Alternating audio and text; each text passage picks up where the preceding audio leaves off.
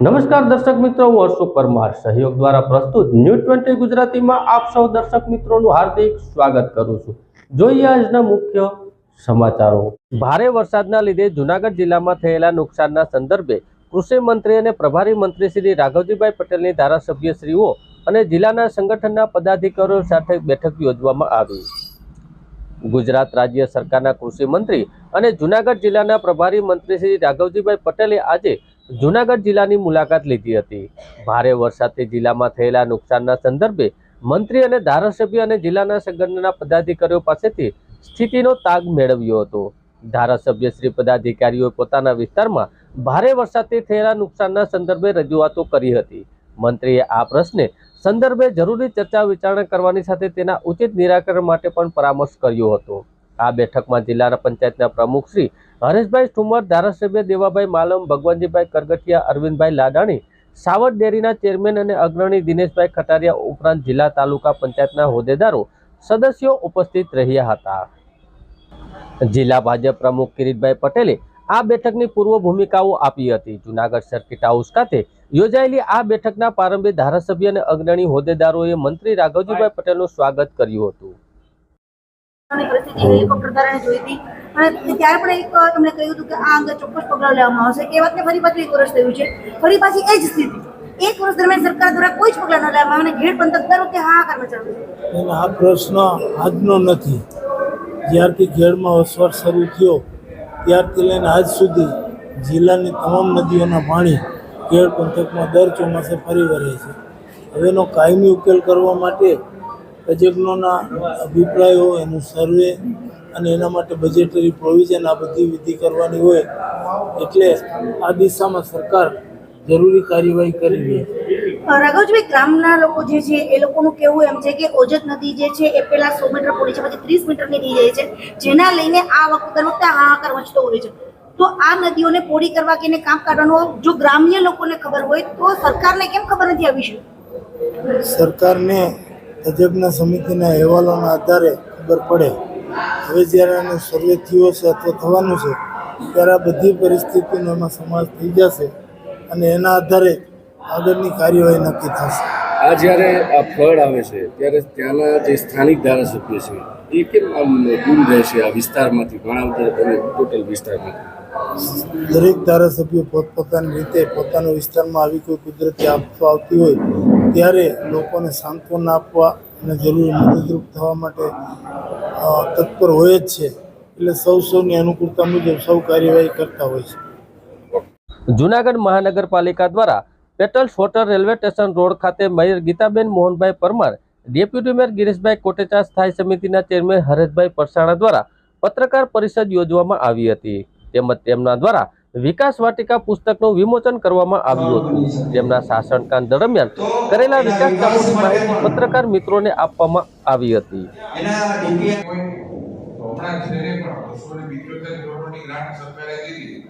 તો એના પર ટેન્ડર કરી રાતને દિવસ કર્મચારીઓ બધા ઓફિસો રાતને દિવસ જાગીને પણ વહેલામાં વહેલા લોકસભાની ચૂંટણી પહેલા કામ બહાર પાડી દેતા। લગભગ બધા કામ અત્યારે પૂર્ણ થઈને આવે છે। જે પાઇપલાઇનમાં છે પાઇપલાઇનમાં બી સ્ટેટનું ટેન્ડર થઈ ગયું, વર્ક ઓર્ડર એવા કામો પણ અત્યારે છે। જૂનાગઢની અંદર હરેશભાઈ જે ગણાવ્યું ને ચારેય દિશાની અંદર એક વસ્તુ બાકી નથી। ઇવન 5-5 કરોડના ખર્ચે 2 લાઇબ્રેરી પણ બનાવી, કારણ કે અત્યારે લાઇબ્રેરીની બહુ જરૂર છે। ઘણા એવા ઘરો છે, હું જૂનાગઢની લાઇબ્રેરીમાં હાલતે મુલાકાત લઉં, સવારના 5 વાગ્યાથી રાતના 3 વાગ્યા સુધી વિદ્યાર્થીઓની અવાજો આવતા હોય, જેને સગવડતા નથી ને એમાં એસી લાઇબ્રેરી છે। અમે પણ 5-5 કરોડના ખર્ચે 2 લાઇબ્રેરી મૂકી, 5 હોસ્પિટલો મૂકી।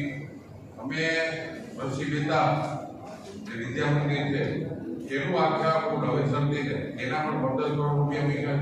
દેશના વિકાસ માટે પણ 15 કરોડ રૂપિયા બધા ટેન્ડરો થઈ ગયા। જે પત્રકાર મિત્રોને આની માહિતી જોતી હોય તો અત્યારે અમે તમને આપી છે, લોકોમાં તો બધું છે પણ મેજોરિટીના ટેન્ડર થઈ ગયા છે। સરકારને ભૂપેન્દ્રભાઈ અને નરેન્દ્રભાઈ મોદીની સરકારને જૂનાગઢ પ્રત્યેની, કારણ કે જે પ્રાણી કીધું આ પ્રકૃતિની નગરી છે, અહીંયા દત્ત ને દાતા બિરાજે, નરસૈયાની નગરી કહેવાય। ચારી કોર ડુંગરાની વચ્ચે આપણે છીએ। અને એમાં આપણું હેરિટેજ જો ડિક્લેર થઈ જાય તો ખૂબ મોટી ગ્રાન્ટો પણ ફળવે. પછી અમે સુદર્શન તળાવ માટે પણ આ વખતે મુળભાઈ ગેરા સાથે બેઠા હતા કે ભાઈ અમે જંગલ ખાતાને 5 કરોડ રૂપિયા જમા કરેલી, પણ જુનાગઢનું હૃદયસમાં જે ભોગાતની અંદર સુદર્શન તળાવ છે, સ્પોર્ટ્સનું સંકુલ આખું નવું બનાવવાનું, ફાયર સ્ટેશનો 4 અલગ જગ્યાએ બનાવવાના. કારણ કે આપણે અહીંયા અત્યારે દાતાર રોડ ઉપર છે પણ ગામમાં ક્યાંય બીજી આગ લાગે તો ટ્રાફિક હોય તો ગોતા પડવા કેવા 4 નવા ફાયર સ્ટેશનો પણ લીધા છે. જીણામાં જીણો વિચાર કરી જેમ હમણાં વૃક્ષનું કીધું તો છેલ્લો ઠરાવ 5000 વૃક્ષનો એના એક હોય. એ સંસ્થા એવી છે કે વૃક્ષ મોટો થાય ત્યાં સુધીની જવાબદારી, એક પણ વૃક્ષ બગડશે તો બદલી દેવાની પણ એની જવાબદારી, અને એની હારે પણ અમે એવું કર્યું. ટૂંકમાં જેટલી વિગત અમારે દેવાની હતી પૂરેપૂરી તમને 5 વર્ષની દીધી. ખાસ કરીને હું ભરેશભાઈનો સ્ટેન્ડિંગના ચેરમેન, કારણ કે આખી તૈયારી એને કહી આવે. માની લો કે આજે 100 કરોડની ગ્રાન્ટ આવી તો બધા કોર્પોરેટને બોલાવે તારા વિસ્તારમાં, અને ખાસ કરીને સરકારની એક વાત એ હતી કે જે ગામના અંદરના વિસ્તારો છે ત્યાં તો કામ થયા છે, પણ બહારના વિસ્તારો જે છે જેમાં નથી થયા તો એને વધારે ગ્રાન્ટ આપવી. એ ગ્રાન્ટ એટલે લખી ના આપે કે મારે આ સિમેન્ટના બ્લોક કાઢવા છે, સિમેન્ટનો રોડ, ડામરનો રોડ, મારે આટલી જરૂર છે. અત્યારે પણ જુનાગઢમાં એક વિસ્તાર એવો બાકી નહીં હોય કે જ્યાં કામ ચાલુ થઈ ગયું. અત્યારે વરસાદને હિસાબે અત્યારે અમે સ્ટોપ પાડી દીધું. અત્યારે મહેરબાની કરીને કોઈ કામ નથી કરવાના, પણ જે ઇમરજન્સી જરૂર છે અત્યારે ગામમાં પણ જ્યાં પણ ખાડા પીડા, કારણ કે ડામર અને પાણીના હાર્ડવેર હોય, ગમે એટલો તમે ધ્યાન નાખો વરસાદ આવે તો અમુક જગ્યાએ ડામર રોડ ફાટતો હોય કે તૂટતો હોય. તો અત્યારે પણ રાતના 12 પ્રોબ્લેમ હરેક જગ્યાએ જ્યાં ખાડા પીડા અથવા સ્કૂટર પડે તો કોઈને તકલીફ થઈ જાય, તો એવા અત્યારે ખાડા પૂરવાનું પણ કામ છે. સરકાર પાસે જુનાગઢમાં આ વરસાદમાં જે નુકસાની થઈ છે એની સ્પેશિયલ ગ્રાન્ટ પણ અમે માંગવાના છીએ અને માંગી છે. ત્યારે કમિશનર પણ ખૂબ સારા એવા તે કમિશનર જે રાતને દિવસ ધ્યાન રહી છે, અને પ્રજાનો અમે પણ આજે હાઉસટેક્સમાંથી તમને વાત કરવાની વાત કરી તો એ ફાયદો જ છે ને. માની લો કે આજે તમે ઇલેક્ટ્રિક સ્કૂટર ક્યાં લેવો તો એમાં પણ અમે તમને 50% નો ફાયદો કરી દેવાના હાઉસટેક્સથી. તમારી પાસે વાહન, કારણ કે હવે દુનિયા એવી છે કે પેટ્રોલ ડીઝલની બહાર નીકળીને ઇલેક્ટ્રિક વાહનને વધારે પસંદ કરે. એટલે જે રીતે અત્યારે 60 વર્ષની ઉપરના કોઈ પણ ફોન કરે તો એની ઘરે મારી 5 મિનિટમાં ગાડી પહોંચી જાય, એટલે ક્યાંય નથી જવાનું. એનું લેબોરેટરી અમે લગભગ 3500 જણાની લેબોરેટરીઓ કરાવી, એને ઘરે દવા પહોંચાડી દેવાની. આ સુવિધાઓ માનો કે જુનાગઢ સિવાય ક્યાંય નહીં. 60 વર્ષ ઉપરના કોઈ પણ માણસ ફોન કરે એટલે અમારા ડોક્ટરની ટીમ પહોંચી જાય, એને દવા આપી દે, એના ટેસ્ટ થઈ જાય, એના રિપોર્ટ થઈ જાય. એટલે ઝીણામાં ઝીણી વાતો પર ધ્યાન રાખ્યું. તમે પત્રકાર મિત્રોએ અમને ખૂબ સાથ સહકાર આપ્યો.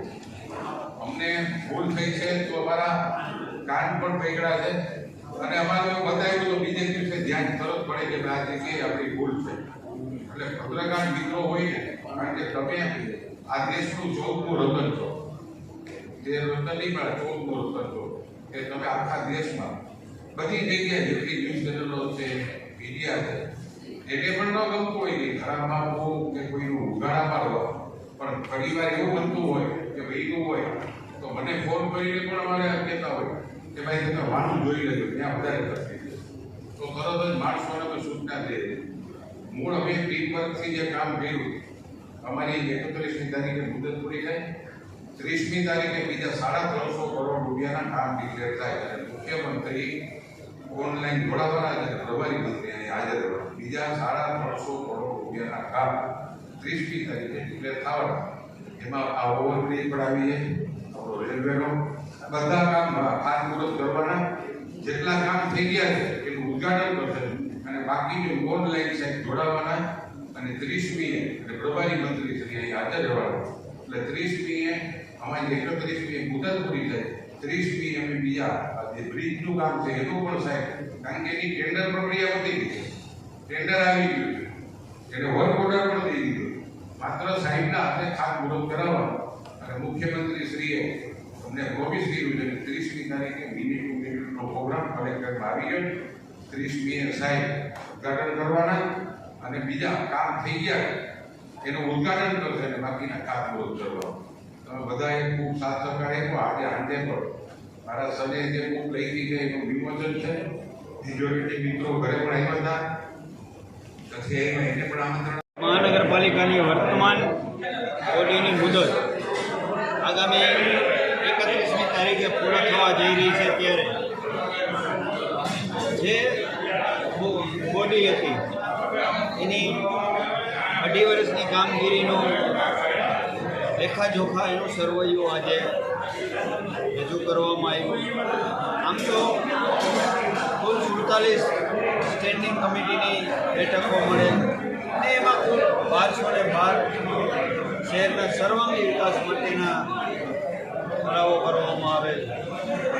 આમ જોઈએ તો આપણું શહેર એ સાંસ્કૃતિક નગરી, પ્રાકૃતિક નગરી છે, પ્રવાસન ધામ છે, હેરિટેજ સિટી છે.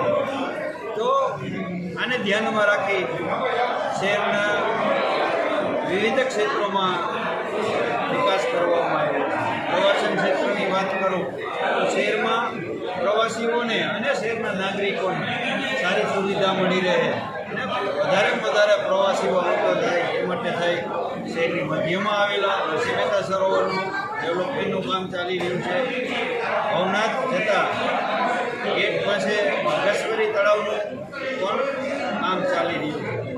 સાથે સાથે જૂનાગઢના પ્રકૃતિની ગોદમાં આવેલો વિલિંગડન ડેમ છે, એ પણ એક સારું પર્યટન સ્થળ બની રહ્યું. એ માટે થઈ એને હાલ ડીપીઆરની પ્રક્રિયા શરૂ છે. તે આવનાર દિવસોમાં શહેરમાં આવતા પ્રવાસીઓને 3 નવા પ્રવાસન સ્થળો મળી રહેવા. શહેરમાં ટ્રાફિકલેસ શહેર બને એ માટે થઈ ઘણા સમયથી અમારા પ્રયત્નો હતા. તો જે જોશીપુરા આરોબી છે એનું હાલ વર્ક ઓર્ડર અપાઈ ગયો છે. આવનારા દિવસોમાં એની કામગીરી શરૂ થવાની. જે રાજકોટ રોડથી ધોરાજી ચોકડી સુધી રેલવે ફાટક હતી એનો પણ ઓવરબ્રિજની ઘણા સમયથી ડિમાન્ડ હતી. લોકોને સાબલપુર ચોકડી સુધી ફરીને આવવું પડે. તો આ આરોબીની આ ડીપીઆર તૈયાર થઈ ગયા છે આ ટેન્ડર. એટલે જૂનાગઢમાં બી આરોબી બનવા જઈ રહ્યા છે. સાથે સાથે લોકોના વધારે આરોગ્ય સુવિધાઓ મળી રહે એ માટે થઈ અને નવા 6 આરોગ્ય કેન્દ્રો બનાવવાનો નિર્ણય મહાનગરપાલિકા. એમાં 2 આરોગ્ય કેન્દ્રની કામગીરી શરૂ છે. બાકીની હાલ પેટા પ્રક્રિયામાં આવનારા દિવસોમાં લોકોને નવા 6 આરોગ્ય કેન્દ્રો વિસ્તારવાઇઝ મળતા થશે, જેને કારણે લોકો પોતાની પ્રાથમિક સારવાર પોતાના ઘરની નજીક મળે. એવી જ રીતે પર્યાવરણની જાળવણી માટે વૃક્ષારોપણ કરવું. એના માટે થઈ આ વખતે મહાનગરપાલિકાએ નિર્ણય કર્યો છે કે રાજકોટની જે સદભાવના ચેરિટેબલ ટ્રસ્ટ છે એના દ્વારા એની સાથે એમઓયુ કર્યું છે અને એના દ્વારા શહેરમાં 5000 વૃક્ષ વાવવાનો નિર્ણય કર્યો છે. અને આ તમામ વૃક્ષોની જાળવણી એ સદભાવના ચેરિટેબલ ટ્રસ્ટ. સાથે સાથે શહેરમાં વધારે ઈ વ્હીકલનો ઉપયોગ થાય એના માટે થઈ ટેક્સ બેનિફિટ આપવાનો પણ નિર્ણય કર્યો હતો કે શહેરમાં પર્યાવરણ અને વાતાવરણ શુદ્ધ રહે તો લોકો વધારે ઈ વ્હીકલ વાપરે. એના માટે થઈને ટેક્સ બેનિફિટ આપ્યો હતો જેથી લોકો પ્રોત્સાહિત થાય. એ પર્યાવરણની જાળવણી માટે સોલાર રૂફટોપ કે વધારે લોકો પોતાના ઘર ઉપર સોલાર રૂફટોપ લગાડે તો એમાં પણ ટેક્સ બેનિફિટ આપ્યો હતો કે લોકો વધારે ઘર ઉપર સોલાર રૂફટોપ લગાડે અને એમાં પણ પર્યાવરણનું જતન થાય. એટલા માટે પર્યાવરણના જતન માટે પણ આવા કાર્યો મહાનગરપાલિકા દ્વારા કરવામાં આવ્યા છે. ફાયર સ્ટેશન શહેરમાં એક જ ફાયર સ્ટેશન છે. શહેરની વસ્તી રોજ વધતા જાય, વિસ્તાર વધતો જાય તો 4 છેડા ઉપર નવા ફાયર સ્ટેશનો બને. ભવનાથ, શિવનગર રોડ ઉપર, ઝાંઝેડા રોડ અને સાબલપુર ચોકડી પર એટલે આવા 4 નવા ફાયર સ્ટેશન એના સ્ટાફ અને એમાં જરૂરી વાહનોની પણ મંજૂરી આપવામાં આવી છે. એટલે આવનારા દિવસોમાં લોકોને પોતાની સુરક્ષા માટે નવા 4 ફાયર સ્ટેશનો સનાતન સંસ્કૃતિની જાળવણી માટે થઈ અને ભવનાથનો જેમ શિવરાત્રિ મેળો ઉજવાય છે તો એને ભગવી થીમથી ઉજવવાનું કોર્પોરેશન દ્વારા નક્કી કરવામાં આવ્યું અને ભવનાથના એન્ટ્રીથી ભવનાથ સુધી એની દિવાલોને સનાતન રંગથી રંગવાનું કામ કરી અને ભગવી થીમ ઊભી કરી અને સનાતન સંસ્કૃતિની જાળવણી કરવાની દામોદર કુંડથી પ્રવાસન ગેટ સુધીનો રસ્તાને સનાતન પથ તરીકે ડેવલપ કરો કે જેમાં ભારતીય સંસ્કૃતિના આધારિત એ પથ હોય લોકોને ત્યાં બેસવાની સુવિધા હોય કે આ સંસ્કૃતિ આધારિત સનાતન પથ પણ ઊભો કરવાનો નિર્ણય મહાનગરપાલિકાએ કર્યો છે. આમ જોઈએ તો 2.5 વર્ષમાં શહેરના તમામ ક્ષેત્રોને આવરી કુલ 13 પ્રકારના વિવિધ ક્ષેત્રોને આવરી ખાસ કરીને યુવાનો માટે સ્વિમિંગ પુલ હાલ શરૂ થઈ ગયો છે, નવા સ્પોર્ટ કોમ્પ્લેક્સ અને નવું ક્રિકેટ ગ્રાઉન્ડ, 2 ક્રિકેટ ગ્રાઉન્ડ બનશે, નવું સ્પોર્ટ કોમ્પ્લેક્સ બનશે. એની પણ હાલ ટેન્ડર પ્રક્રિયા શરૂ છે. એટલે આવનારા દિવસોમાં યુવાનોને પણ આ રમતગમત માટે, ઇન્ડોર રમતગમત માટે પણ સ્પોર્ટ કોમ્પ્લેક્સમાં સુવિધા ઊભી થશે. યુવાનો અને સિનિયર સિટીઝનો સારા વાંચનાલયો મળે એ માટે થઈ 2 નવા વાંચનાલયો પણ મંજૂર કર્યા છે અને હાલ એ DPR લેવલે છે. એટલે આવનારા દિવસોમાં શહેરને નવા 2 વાંચનાલયો મળતા રહેશે. એટલે 2.5 વર્ષમાં શહેરના સર્વાંગી વિકાસ માટેના જે અમે કામો કરેલા હતા એનું આજે સર્વેયો આપણી સમક્ષ રજૂ કર્યું. આગામી 30 તારીખે માનની મુખ્યમંત્રી અને માનની પ્રભારી મંત્રીની ઉપસ્થિતિમાં માનની મુખ્યમંત્રી વર્ચ્યુઅલી ઉપસ્થિત રહેવા આજે જૂનાગઢ મહાનગરપાલિકા અને 1/2/2022થી જ્યારે હું શાસનમાં બેઠી તો 31/7/2024માં 2 વર્ષ પૂર્ણ થઈ રહ્યા છે. તેના અનુસંધાને આજે પ્રેસ મીડિયાના ભાઈઓ તેમજ ઇલેક્ટ્રિક મીડિયાના ભાઈઓ સાથે જે વિકાસના કામોનો સર્વે તેનો જેનો કાર્યક્રમનું આયોજન કરેલું છે તેમાં ઉપસ્થિત બધા જ મારા પ્રેસ મીડિયાના ભાઈઓ ઇલેક્ટ્રિક મીડિયાના ભાઈઓ બધાને અને એમનો ખૂબ આભાર માનું કે આખા વર્ષ 2.5 વર્ષ દરમિયાન તમારો જે સાથ સહકાર મને મળેલો છે તે બદલ સમગ્ર ભાઈઓનો તેમજ બહેનો ખૂબ આભાર માનું છું. જો તમે છો તો અમે છે, કારણ કે તમારા દ્વારા અમને જે જાણકારી મળતી હોય છે છાપા દ્વારા, પ્રેસ મીડિયા દ્વારા, તે થકી અમે અમારા કામ ઉકેલતા હોઈએ છીએ. તો ખરેખર તો આ વિકાસના કામોમાં તમારે પણ ખૂબ મોટો ફાળો છે, કારણ કે તમારા થકી જ અમને બધી જાણકારી હોય છે. અમે લોકો તો ઓફિસમાં બેઠા હોય છે, પરંતુ છાપામાં પ્રેસમાં જ્યારે આવે ત્યારે અમને ખબર પડે કે ભાઈ અહીંયા તકલીફ છે કે આ જગ્યાએ કામ કરવાનું છે. એટલે તાત્કાલિક અમે લોકોને અને અધિકારીઓને દોડતા કરીએ છીએ અને અમારા જે થાય તમારાથી જે થઈ શકે તો અમે લોકોને સંતોષકારક કામ આપી શકીએ. ખરેખર તો તમે પણ અમારા હાથ પગ જ કહેવો. જે રીતના અધિકારીઓ અમારા હાથ પગ છે એવી રીતના પ્રેસ મીડિયાના દરેક ભાઈઓ અમારા હાથ પગ છે. અને અમને આખા 2.5 વર્ષ દરમિયાન અને શાસન દરમિયાન જે પણ તમારો સાથ સહકાર મળ્યો છે તે બદલ બધા ખરેખર ખૂબ આભાર માનું છું. ધન્યવાદ. ભારે વરસાદના લીધે જૂનાગઢ જિલ્લાના પૂર અસરગ્રસ્ત વિસ્તારોની મુલાકાત રાજ્યના કૃષિ અને જૂનાગઢના જિલ્લાના પ્રભારી રાઘવજીભાઈ પટેલે લીધી હતી. જિલ્લાના વંથલી તાલુકાના આખા ટીકર ગામને જોડતા માર્ગે આખા સેંદરડા ટીકર અને કેશોદમાં માણેકવાડાના માલબાપાના મંદિર ખાતે મગરવાડા, ચિત્રી, ડેરવાણ સહિતના ગામના અગ્રણીઓ સાથે મળી રૂબરૂ રજૂઆતો સાંભળી હતી. ભારે વરસાદની સ્થિતિ સર્જાયેલી સ્થિતિને પ્રશ્નોની રજૂઆતના પ્રત્યુત્તર આપતા કૃષિ મંત્રીએ કહ્યું હતું કે રાજ્ય સરકાર અને ગુજરાતના જૂનાગઢ જિલ્લા વહીવટી તંત્ર દ્વારા ભારે વરસાદથી અસરગ્રસ્ત રજૂઆતોની યોગ્ય નિરાકરણ કરવામાં આવશે. ખેતરમાં ઊભા પાકને જે નુકસાન થયું છે, ખેતરનું ધોવાણ થયું છે, ભારે વરસાદથી પ્રભાવિત થયેલા માર્ગોનો મરામતના પ્રશ્નો પણ ઉકેલવા માટે જૂનાગઢ જિલ્લા વહીવટી તંત્રના અધિકારીઓ સાથે સંકલન કરવામાં આવશે. વધુમાં રાજ્ય સરકાર પણ આ પ્રશ્નોની રજૂઆત કરીને નિરાકરણ કરવામાં આવશે. તેમણે ઘેડ પંથકના લોકોની વ્યથાને વાચા આપતા કહ્યું કે આ વિસ્તારમાં નાગરિકોને ચોમાસામાં વિપરીત પરિસ્થિતિનો સામનો કરવો પડે છે. આ સમસ્યાનો ઉકેલ માટે રાજ્ય સરકાર કૃતજ્ઞતા અનુભવે છે. ઘેડ પંથકમાં પાણી ભરાઈ જવાના પ્રશ્નોને કાયમી નિરાકરણ આવે તે માટે સર્વ સહિતની કામગીરી કરવામાં આવશે. વહેલી તકે ઉકેલવામાં આવશે ત્યારે રાજ્ય સરકાર દ્વારા તમામ પ્રયત્નો કરવામાં આવી રહ્યા છે. ભારે વરસાદની અસરગ્રસ્ત વિસ્તારોની મુલાકાત દરમિયાન મંત્રીએ તેમના આ પ્રવાસ દરમિયાન માર્ગમાં આ વિસ્તારની ભૌગોલિક સ્થિતિ વિશે પણ વિગતો આપી હતી. કૃષિ મંત્રી મુલાકાત દરમિયાન જૂનાગઢ જિલ્લા પંચાયતના પ્રમુખ હરેશભાઈ ઠુમર, ધારાસભ્ય દેવાભાઈ માલમ, અરવિંદભાઈ લાડાણી, જિલ્લાના કલેક્ટર અનિલકુમાર રાણાવસિયા, જિલ્લા વિકાસ અધિકારી નીતિન સાગવાડ, જિલ્લા ભાજપ પ્રમુખ કિરીટભાઈ પટેલ, સાવર ડેરીના ચેરમેન દિનેશભાઈ કટારિયા સહિતના પદાધિકારીઓ સાથે મળીને ચર્ચાઓ વિચારણાઓ કરવામાં આવી હતી.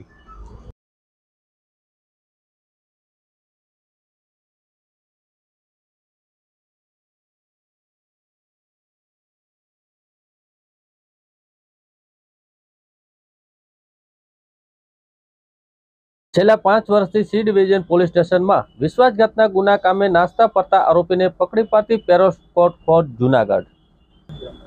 Junagadh C division police station વિસ્તારમાં આઈપીસી કલમ નંબર 406, 420, 104 ના ગુનામાં છેલ્લા 5 વર્ષથી ફરાર આરોપીને જૂનાગઢ પેરોસ્કોટ કોડે પીઆઈ જે પટેલ અને પીએસઆઈ વાયપી હડિયા તેમજ એએસઆઈ ઉમેશ વેગડાને મળેલી હકીકતના આધારે રાજકોટ હોવાની બાતમી મળતા તેને ઝડપી પાડવામાં આવ્યું હતું.